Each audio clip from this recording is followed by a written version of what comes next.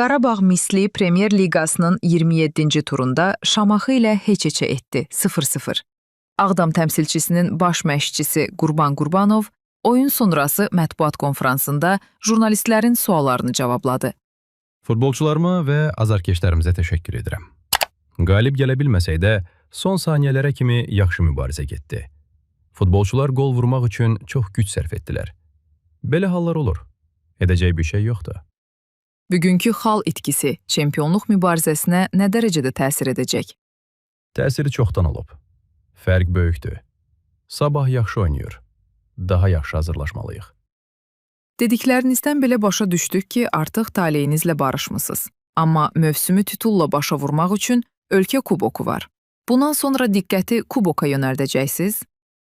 Xeyr, çempionatda da sona kimi mübarizə aparacağıq. Azarkeşlər üçün yaxşı oyun göstərmək istəyirik. Bir neçə gün öncə sizin iştirakınızla klub rəhbərliyinin iclası keçirildi. Həmin toplantıda gələcəklə bağlı nələr müzakirə olundu? Dəyişikliklər və yeni transferlər müzakirə olundu. Heyəti gücləndirmək lazımdır. Abdullah Zubirin Qətər klubuna keçəcəyi ilə bağlı xəbərlər yayılıb. Bu nə dərəcədə realdır? Məndə belə məlumat yoxdur.